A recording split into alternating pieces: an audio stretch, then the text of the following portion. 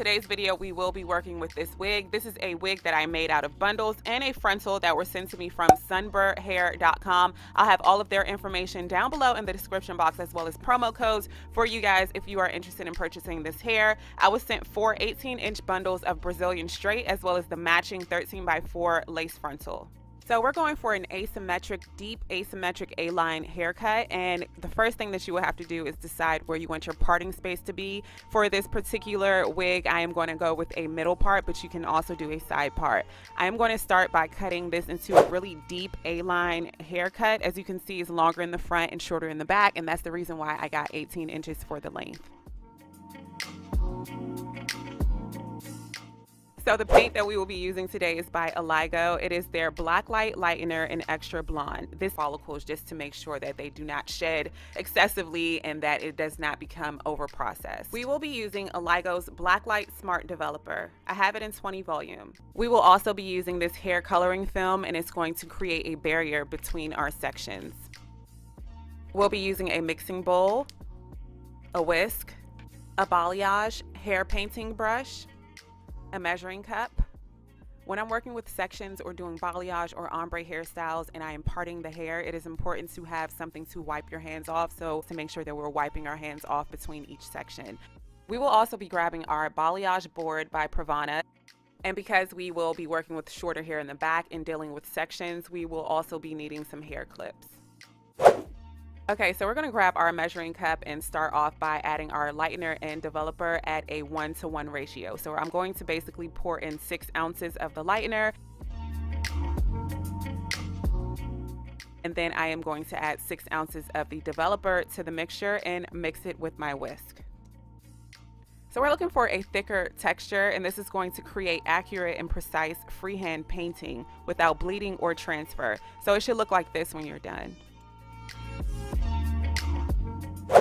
All right, so after sectioning off the hair, I am going to grab some of that bleach mixture, put it in the reservoir of my balayage palette, and I'm going to begin painting different sections of the hair. I am going in a bricklaying method. So with the bricklaying method, if you notice a brick house, none of the bricks are on top of each other. You'll have a brick on the left and the right, and then on the next row, the brick will be in the middle of the left and the right. So we're going to basically do fringes that frame your face in the front. My money piece, I want to be brighter than the rest of the hair. I want the money piece to be the main focus of this hairstyle.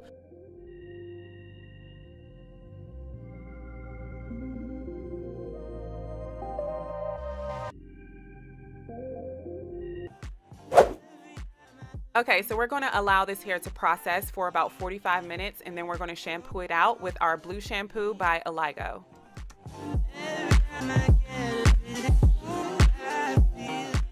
Okay, so this is how the hair is looking after my first session of balayaging it. With balayaging, it is a gradual process, so you do have to process the hair more than one time to create highs and lows and dimensions within the wig. So I do have the option at this point to balayage it again. And if I put that same bleach mixture that I did previously, then certain parts of the wig will become brighter and other parts will continue to be this color. So it'll create dimension. I did decide that I wanted to go in with a stronger developer and make this hair ombre. So the important thing to focus on with this hairstyle is the money piece. So I want to make sure that I am applying that new bleach mixture with the 40 volume developer on the money piece first, because I want the money piece to process the longest out of the rest of the hair, and that will create the brightest blonde or the highest level of blonde, which is the main focus of this hairstyle. So we're going to make sure that we are painting the money piece first so that it processes the longest, and then we're going to continue to ombre the rest of this wig. Because this bleach mixture has 40 volume developer in it, I want to make sure that I am not over processing the hair. So because I have already previously lightened this hair, I'm going to make sure that I'm only leaving this bleach mixture on for about 10 to 15 minutes maximum. Okay, so we're going to go in with our Demi-Permanent hair color or toner. I'll be using Redken Shades EQ Gloss. I have it in 09B Sterling, and I'm also grabbing the processing solution as well. I'll be mixing the Shades EQ Gloss as well as the processing solution at a 1-to-1 ratio.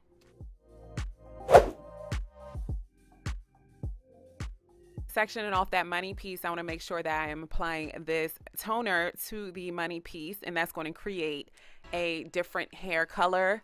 So the money piece is going to stand out more than the hair that surrounds it. When I finished applying it to the money piece, I did decide that I wanted to go ahead and add some dimension to the back of this wig as well. So I am going to apply some of the toner to the underparts and some of the over parts of the wig.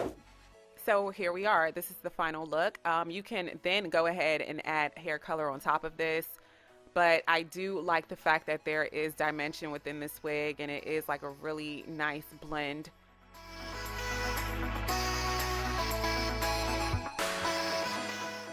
So I'm just going to grab my curling iron and continue to do these beach waves by doing some going towards the left and some going towards the right, basically opposite direction curls. And that's going to create like this loose, beachy effect of the hair. I also wanted to mention that you can add baby lights to the hair, and that will give it more of a gradual blend. But because this is a high contrast ombre look, it is high contrast, so it goes from like dark, and then it has like a little bit of that brown color from the 20 volume developer, and then it gets brighter at the bottom. So I chose not to do baby lights, but it is also an option. Okay, so now that we're done with these beach waves, I'm going to grab my UI hair texturizing spray, and I'm also going to grab my Sebastian Shaper spray, and we're going to finish off this hairstyle.